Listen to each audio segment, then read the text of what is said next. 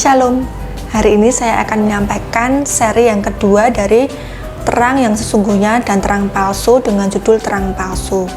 Tapi sebelumnya mari kita berdoa dulu ya. Terima kasih Tuhan, terima kasih Yesus. Di dalam nama Yesus Kristus, hikmat-Mu Tuhan turun atas kami yang mendengarkan firman-Mu ini. Kuasa darah Yesus Kristus menutup mulut kami dan melindungi kami dari apapun. Penjaga kami tidak pernah terlelap. Haleluya. Amin. Terang palsu. Ada 6 poin di sini. Yang pertama adalah siapa yang dimaksud dengan terang palsu. Dalam 1 Petrus pasal yang kelima ayat yang ke-8, demikian firman Tuhan, sadarlah dan berjaga-jagalah, lawanmu si iblis berjalan keliling sama seperti singa yang mengaum-aum dan mencari orang yang dapat ditelannya. Nah, dalam bentuk yang bagaimana? Dalam Matius pasal yang ke-7 ayat yang ke-15, demikian firman Tuhan, waspadalah terhadap nabi-nabi palsu yang datang kepadamu dengan menyamar seperti domba, tetapi sesungguhnya mereka adalah serigala yang buas. Ketika saya merenungkan satu ayat ini, merenungkannya, kemudian saya mencari tahu tentang serigala dan domba. Serigala saja ya, bukan serigala yang buas. Nah, serigala ini adalah hewan liar yang cerdas, tapi memiliki sifat ganas dan tidak segan-segan untuk menyerang manusia, penumpah darah. Nah, kalau domba menghasilkan wool, daging, dan lainnya. Nah, di sini dikatakan nabi palsu itu datang dengan menyamar seperti domba, tetapi sesungguhnya mereka adalah serigala yang buas. Nah, berarti dari luar yang mengatakan ada yang bisa saya bantu, nah, dari dalam sesungguhnya mengatakannya ada yang bisa saya binasakan, penumpah darah. Nah, siapakah mereka? Mereka adalah rasul-rasul palsu, pekerja-pekerja curang yang menyamar sebagai rasul-rasul Kristus. Seperti dikatakan dalam 2 Korintus pasal yang ke-11 ayat yang ke-13 sampai ke-15.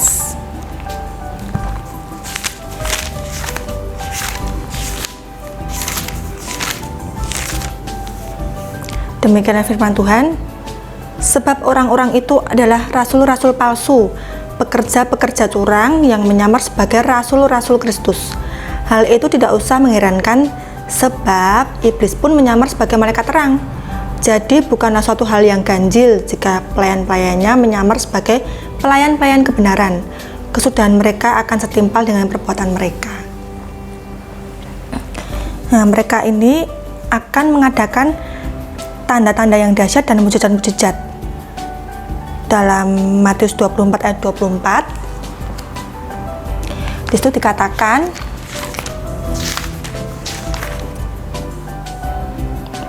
demikian firman Tuhan, sebab mesias-mesias palsu dan nabi-nabi palsu akan muncul dan mereka akan mengadakan tanda-tanda yang dahsyat dan mujizat-mujizat sehingga sekiranya mungkin mereka menyesatkan orang-orang pilihan juga. Nah, dalam Kisah Para Rasul pasal yang ke-8 ayat 9 sampai 11, di situ dikisahkan Simon, seorang tukang sihir yang berlagak seolah-olah sangat penting, mentakjubkan banyak rakyat Samaria karena sihirnya. Nah, rakyat Samaria mengira itu kuasa Tuhan sehingga mengeluk-elukannya, ya. Orang ini adalah kuasa Tuhan yang terkenal sebagai kuasa besar. Padahal itu kuasa palsu, sihir. Besar kecil mengikuti dia karena takjub akan perbuatan sihirnya. Padahal mereka adalah seperti ini. Dalam 2 Petrus pasal yang kedua ayat yang ke-14,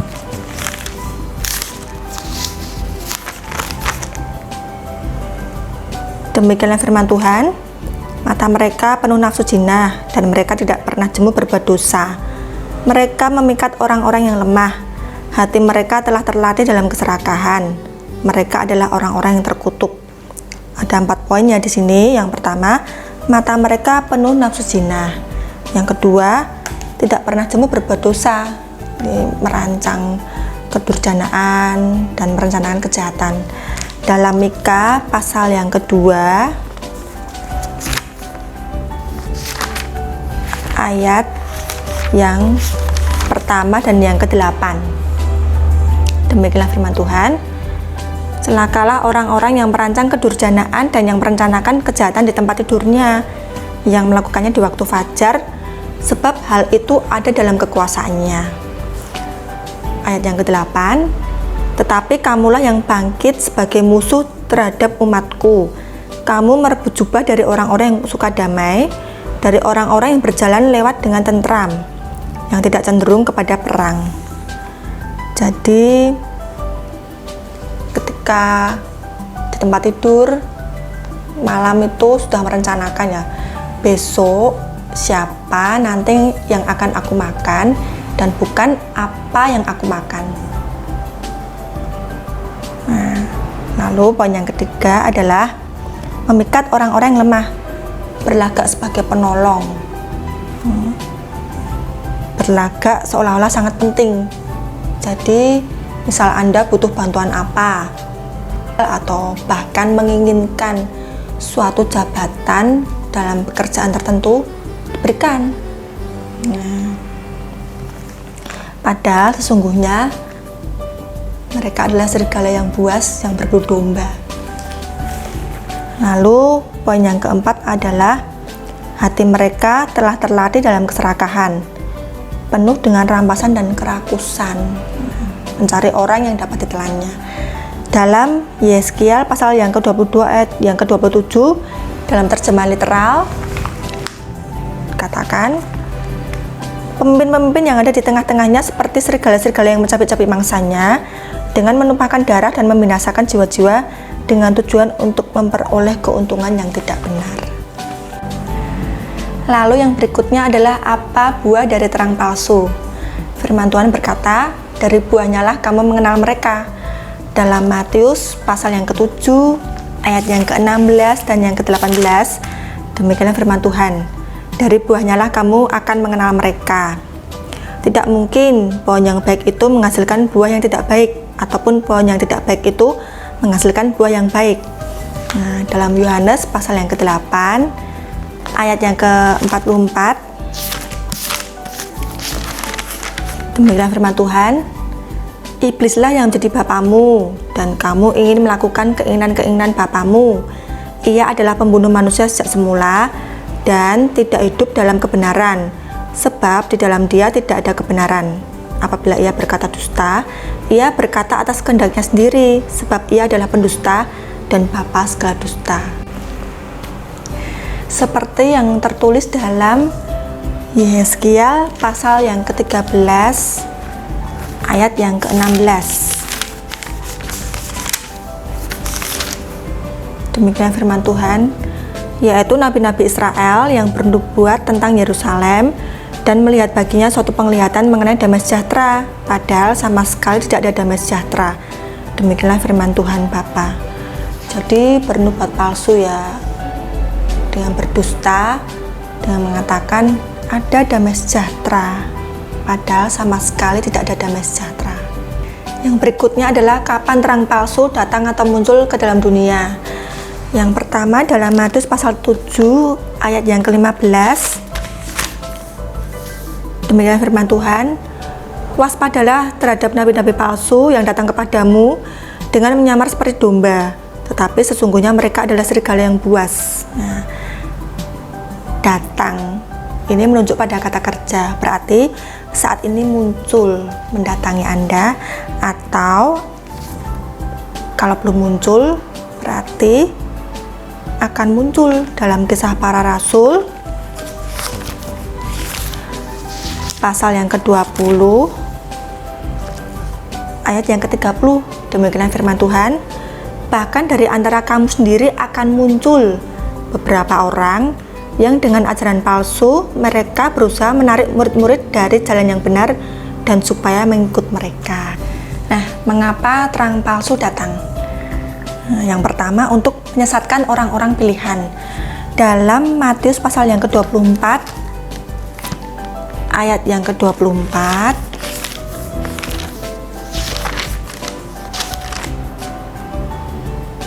Demikianlah firman Tuhan, sebab Mesias-Mesias palsu dan nabi-nabi palsu akan muncul, dan mereka akan mengadakan tanda-tanda yang dahsyat dan mujizat-mujizat, sehingga sekiranya mungkin mereka menyesatkan orang-orang pilihan juga.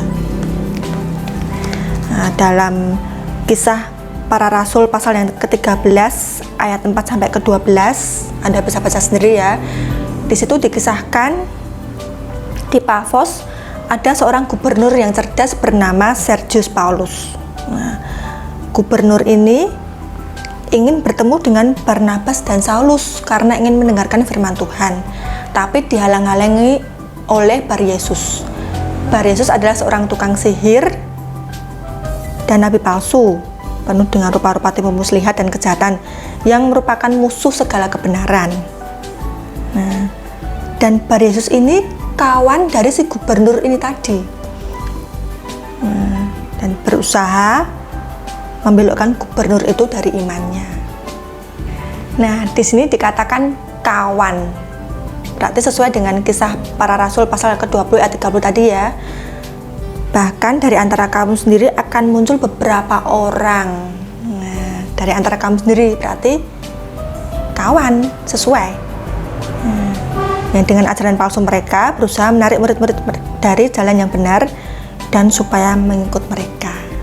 Terang palsu datang ke dunia selain untuk menyesatkan orang-orang pilihan, juga untuk mencuri, membunuh, dan membinasakan, seperti tertulis dalam Yohanes pasal yang ke-10 ayat yang ke-10. Demikian firman Tuhan, pencuri datang hanya untuk mencuri dan membunuh dan membinasakan. Aku datang supaya mereka mempunyai hidup dan mempunyainya dalam segala kelimpahan. Nah, ada 3 poin ya, mencuri, membunuh, dan membinasakan. Yang pertama mencuri. Nah, ini salah satunya adalah mencuri damai sejahtera. Jadi ya itu tadi, di tempat tidur malam itu sudah berpikir, besok siapa nanti yang akan aku makan. Bukan apa yang aku makan, siapa nanti yang akan aku makan. Jadi sudah merancangkan, wah besok misalnya ya membuat berita yang lebih-lebihkan sehingga menebar perasaan yang begini. Lalu membunuh karakter dengan roh intimidasi atau dengan perkataan mengolok-olok.